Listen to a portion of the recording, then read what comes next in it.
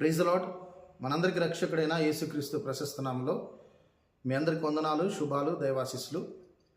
ప్రియులారా, ఈరోజు John Paul గురించి ఒక విషయాన్ని తెలియపరచాలని నేను ఆశపడతా ఉన్నాను. గడిచిన కొన్ని దినాలుగా మరి తండ్రి సన్నిధి మినిస్ట్రీస్ని టార్గెట్ చేస్తూ ఇతడు కొన్ని నిరాధారమైన ఆరోపణలు షాలేం రాజు గారి మీద, తండ్రి సన్నిధి మినిస్ట్రీస్ మీద చేయటం జరుగుతూ ఉంది. ప్రార్థనా తోట గురించి, ప్రార్థనా తోట కబ్జా తోట అని, చిలకల సన్నిధి అని, అక్కడ వాక్యం ఉండదు, పిట్టకథలు ఉంటాయని రకరకాల మాటలతో ఇతడు మాట్లాడటం మనం చూస్తూ ఉన్నాం.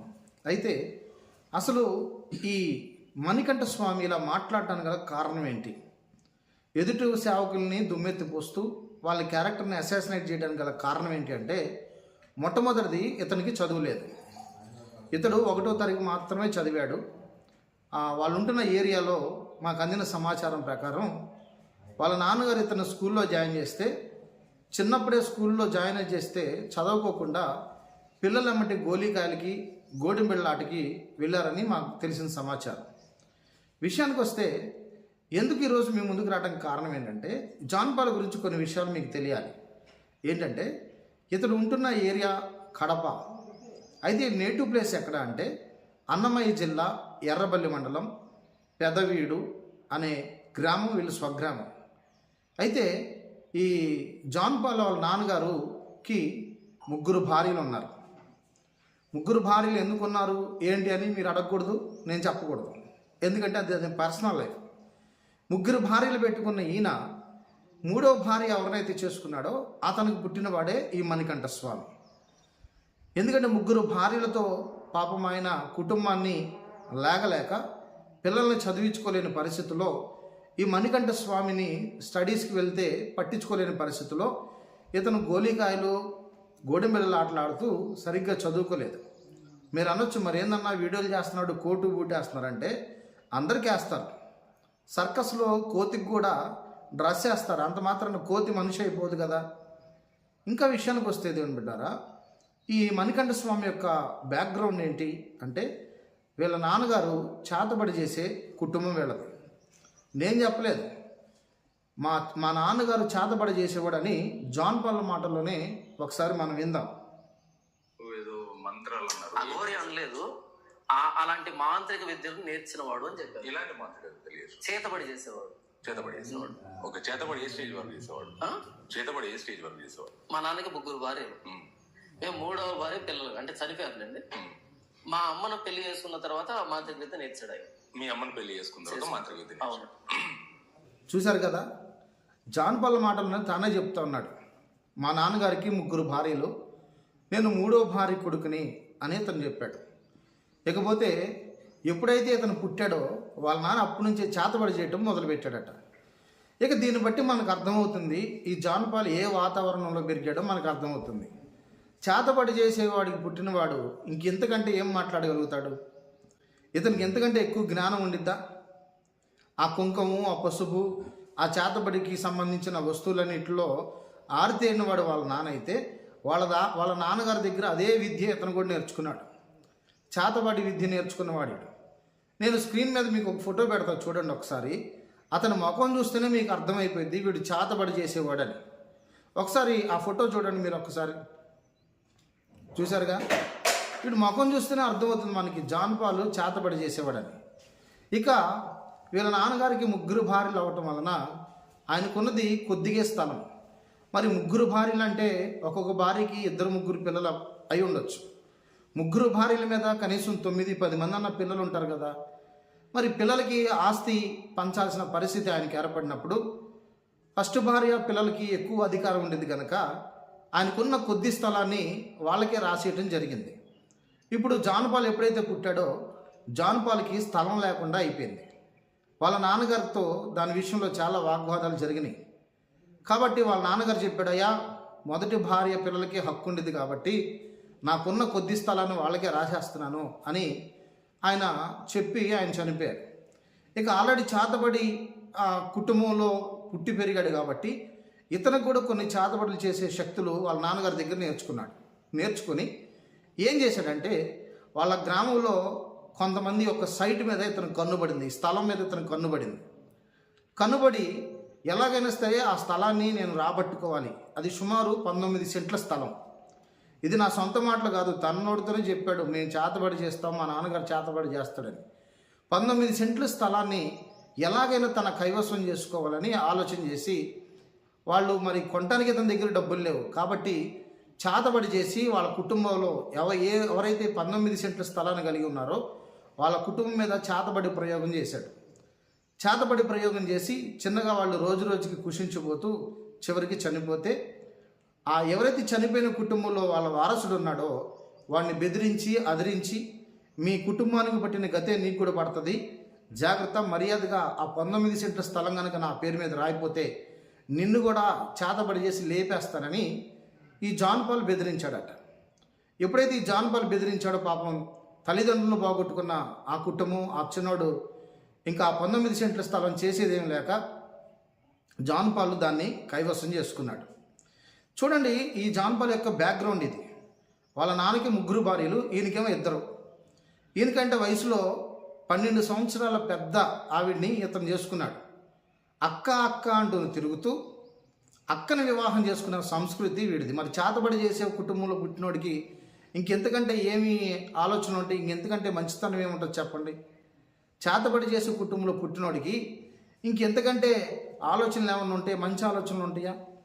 కాబట్టి తనకంటే వయసులో 12 సంవత్సరాల పెద్ద ఆవిడ్ని వివాహం చేసుకున్నాడు. చాలామంది ప్రశ్నిస్తూ ఉన్నారు, నేనే కాదు చాలామంది అడుగుతున్నారు, నువ్వు ఎందుకు నీకంటే వయసులో ఉన్న పెద్ద ఆవిడ్ని పెళ్లి చేసుకున్నావు? అది అబద్ధమైతే ప్రూఫ్స్ చూపించంటే దానికి ముందుకు రావట్లేదు, కనీసం దాని విషయంలో స్పందించలేదు. ఇకపోతే ఇతడు BOUIలో చదివాడు అంటే జాన్ పాల్ చెప్తాను, నేను BOUIలో చదవలేదని. నేను ఒక క్లిప్ చూపిస్తాను. అతడు అంటే అడ్రస్ మరి చెప్పొచ్చో చెప్పకూడదు, ఏందా నేను ఆల్రెడీ చెప్పాను. ఇతడి ఈమెయిల్ అడ్రస్ దేని మీద ఉంటుందో ఒకసారి చూడండి. శాలిని BOUI@gmail.com. ఇది జాన్ పాల్ ఈ ఈమెయిల్ ఐడి నాది కాదని చెప్పమనండి. శాలిని BOUI@gmail.com.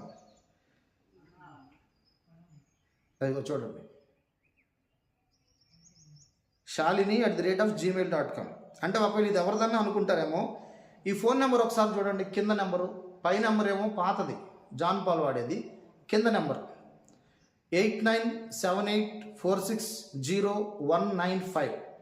ఇప్పటికీ మీరు గమనిస్తే అతను థంబ్నెయిల్ మీద, అతను మాట్లాడే వీడియో మీద ఈ ఫోన్ నెంబర్ ఉంటుంది. ఇదేదో నేను కల్పించింది కాదు, ఇది అతను ఫుల్ బయోడేటా మన దగ్గర ఉంది. నేను BOUIలో సంబంధించినది కాదన్నప్పుడు శాలిని అనే పేరు మీద, ఈ శాలిని ఎవరు? అది కూడా నా నోటితో నేను చెప్పకూడదు, మీరు అర్థం చేసుకోండి ఆ శాలిని ఎవరు అనేది. ఇకపోతే BOUIలో ఇతను తర్ఫీదు పొందాడు. మరి ఒకటో తరగతి చదువుకున్నోడిని BOUI వాళ్ళు ఎలా చేర్చుకున్నారో నాకు అర్థం కాలేదు. ఇకపోతే ఇప్పుడు ఇతను బ్యాక్గ్రౌండ్ ఏమని చెప్పాను, చేతబడి చేసే బ్యాక్గ్రౌండ్ కదా.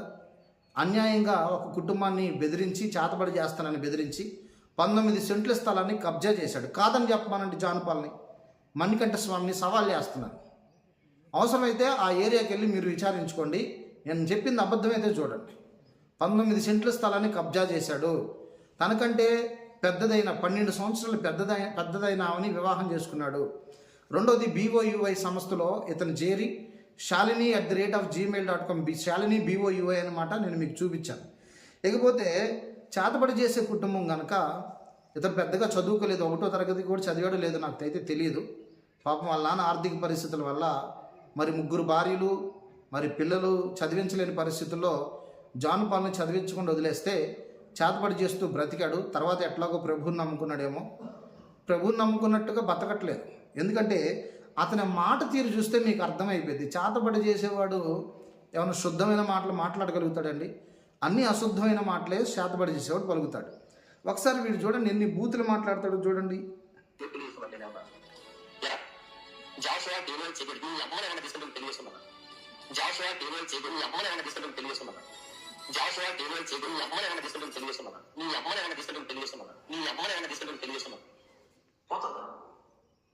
తత్సటి వీడి భార్య కూడా పోదు పక్కకే. ఒకసారి భార్యని తచ్చని చదవను, వీడి ఎగిరి పడతాడు. ఇలా చూస్తుంది, నన్నేనా నన్ను అంటావా? టచ్ అంటే పడేవాళ్ళతో గొర్రెలు భార్య పడుతుందా? టచ్ అంటే భార్య పడదాం, ప్రత్యేకించి టచ్ అనే వాడు భార్య పడదాం. पहले मैं जब भी आइसक्रीम खाता था तो मुझे గమనించారుగా? చూడండి, మరి ఇప్పుడు వీడి మాటలు చేతబడి చేసేవాడి మాటలు కాదా? వీడిని సేవకునని ఎట్లా అన్నాం అంటే ఎదుటివారి భార్యల్ని దుర్భాషలు ఆడుతూ ఉన్నాడు. మీ అమ్మనేమన్నా చేసుకున్నానా, మీ చెల్లినేమన్నా చేసుకున్నానా అన్నాడు. రెండవది బెల్లంపల్లి ప్రవీణ్ కుమార్ గారి భార్య గురించి మాట్లాడుతూ ఉన్నాడు. వీడు ఏదన్నా మాట్లాడాలనుకుంటే మగవాళ్ళ గురించి మాట్లాడాలి. జాషువా అన్న గురించో లేదా ప్రవీణ్ గారి గురించి మాట్లాడితే బాగుంటుంది. కానీ ఆడవాళ్ళని బయటికి తీసుకొచ్చి ఆడవాళ్ళ గురించి మాట్లాడుతున్నాను. ఇది చేతబడి చేసేవాడు కాక ఇంకేంటి చెప్పండి మీరు. నేను గత వీడియోలో మీకు ఒక వీడియో పెట్టాను. ఏంటంటే ఒక సహోదరుని భార్య గురించి తప్పుగా మాట్లాడాడు. ఆమె వ్యభిచారం చేస్తుంది, 1500కి వ్యభిచారంలోకి వెళ్తుందని చాలా నీచంగా ఒక దైవజనుడి భార్యను పట్టుకొని అంత నీచంగా మాట్లాడాడు. ఇప్పుడు వీడు ఎట్లా చదువుకున్నాడయ్యాడు, ఎట్లా సేవకుడయ్యాడు? వీడికి కింద కామెంట్లు పెట్టే వాళ్ళందరూ నిజంగా వాళ్ళు వెర్రి గొర్రెలే. వీడు లెగిస్తే అందరిని గొర్రెలు అంటాడు. జాన్ పాల్ని వెంబడిస్తున్న వాళ్ళందరూ గొర్రెలు. చూడండి, మీరు వెంబడిస్తున్న జాన్ పాల్ యొక్క మాటలు చూడండి. కనీసం చదువుకుంటే కదా కొంచెం సంస్కారం వచ్చింది. చదువుకోలేనోడికి సంస్కారం ఎట్లా వచ్చింది? ఆ మాట తీరును బట్టే చెప్పొచ్చు వాడు చదువుకున్నాడా లేకపోతే చదువులేని కుసంస్కారం అనేది మనకు అర్థమవుతూ ఉంటుంది. వీడు అందరినీ బ్లేమ్ చేస్తూ ఉంటాడు. ఏసన్న గారికి చదువు లేదు, వాళ్ళకి లేదు, వీళ్ళకి ముందు నీకు ఉందంటరా. నీకు చదువు ఉంటే ఆ మాటలు ఏంటి? చదువుకున్నాడు మాట్లాడాలని అయ్యి ఖచ్చితంగా చేతబడి చేసే బ్యాక్గ్రౌండ్లో నుంచి ఇతను వచ్చాడు కాబట్టి చేతబడి చేసేవాడు ఏ మాటలు అయితే మాట్లాడతాడో, దూషణ మాటలు, బూతు మాటలు, అదే మాటలు ఈ జాన్ పాల్ మాట్లాడుతూ ఉన్నాడు. ప్రియ వీక్షకులారా గమనించండి, ఈ జాన్ పాల్ను ఫాలో అవుతున్న గుడ్డి వెర్రి గొర్రెలకు కూడా నేను చెప్తా ఉన్నా. వాడి బ్యాక్గ్రౌండ్ అంతా మీరు తెలుసుకొని మాట్లాడండి. 19 సెంట్ల స్థలాన్ని ఒక అభాగ్యుల కుటుంబాన్ని బెదిరించి చేతబడి చేసి వాళ్ళ దగ్గర నుంచి 19 సెంట్ల స్థలం లాక్కున్నాడు. కాదని చెప్పగలడా జాన్ పాల్? మీ మాటలతోనే మీరు విన్నారు. వాళ్ళ నాన్న చేతబడి చేసేవాడు, నేను 3వ భార్య కుమారుణ్ణి అని తనంతట తానే ఒప్పుకున్నాడు. మళ్ళీ ఒకసారి వింటారా? అది అఘోరీలు అన్నారు, ఏదో మంత్రాలు అన్నారు. అఘోరి అనలేదు, అలాంటి మాంత్రిక విద్యలు నేర్చిన వాడు అని చెప్పారు. ఎలాంటి మాంత్రిక విద్యలు? చేతబడి చేసేవాడు. ఒక చేతబడి చేసి వాళ్ళ నాన్న చేతబడి చేసేవాడంట. వరకు చేసేవాడు. చేతబడి ఏ స్టేజ్ వరకు చేసేవాడు? మా నాన్నకి 3 భార్యలు, మేము 3వ భార్య పిల్లలు అంటే చనిపోయారండి. మా నాన్నకి 3 భార్యలు, నేను 3వ భార్య కుమారుణ్ణి అంటున్నాడు. పాపం 3 భార్యలు 10 మంది పిల్లల్ని ఆయన పోషించలేక పాపం వీడికి చదివించడానికి కూడా ఆయనకి స్తోమత లేక వీడిని చదివించలే. స్కూల్లో జాయిన్ చేస్తే ఆ గోలికాయలు గోడింబిళ్ళు అట్లా ఆడాడట. ఇట్లాంటి చేతబడి చేసే కుటుంబంలో పుట్టినాడు. వీడి చేతబడులన్నీ అలవాటు చేసుకొని అట్లా వాళ్ళని బెదిరించి 19 సెంట్ల స్థలాన్ని లాక్కున్నాడు. వీడికంటే వయసులో ఉన్న పెద్ద అమ్మాయిని చేసుకున్నాడు. BYO సంస్థలు చదివాడు. ఇదిగో రోత మాటలన్నీ మాట్లాడుతున్నాడు. మీరు విన్నారు కదా. వీడు మాట్లాడేదంతా ఆడవాళ్ళ గురించే మాట్లాడతాడు, సేవకుల భార్యల గురించే మాట్లాడతాడు. నేను చాలా వీడియోస్ మీకు చూపించాను. నా గత వీడియోస్లో కూడా మీరు చూడండి. ఒక దైవజనుడి యొక్క భార్యలను 2 సేవకులు వాళ్ళు మతోన్మాదుల మీద పోరాడుతూ దేవుని వాక్యం విషయంలో కొంచెం పట్టున్న వాళ్ళు, అలాంటి వాళ్ళ భార్యల్ని కించపరుస్తూ మాట్లాడాడు. ఇప్పుడు వీడు చేతబడి చేసేవాడు కాక సేవకుడు ఎట్లా అవుతాడో మీరు చెప్పాలి.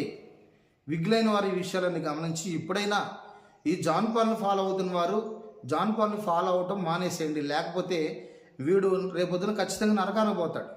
ఖచ్చితంగా మీరు కూడా నరకానికి పోతారు. ఎందుకు? సత్య సంబంధమైన సేవకుడు ఎవరైనా మీ ఏరియాలో దొరికితే ఆ సత్య సంబంధమైన సేవకుడిని వెంబడించి సత్యబోధలో మీరు నిలబడితే మీ జన్మలో కృతార్థం అవుతాయి. మీ ఆత్మలో రక్షణలోనికి నడిపించబడతాయి, పరలోకానికి నడిపించబడతాయి. కాబట్టి ఇంకా ఇలాంటి విషయాలు నా దగ్గర చాలా ఉన్నాయి. జాన్ పాల్ని ఇంక విడిచిపెట్టేది లేదు. రోజుకు ఒక్కొక్క తన రహస్య జీవితాన్ని అంతటినీ మీ ముందుకు తీసుకొస్తాను. అంతవరకు సెలవు. అందరికీ వందనాలు. Praise the lord.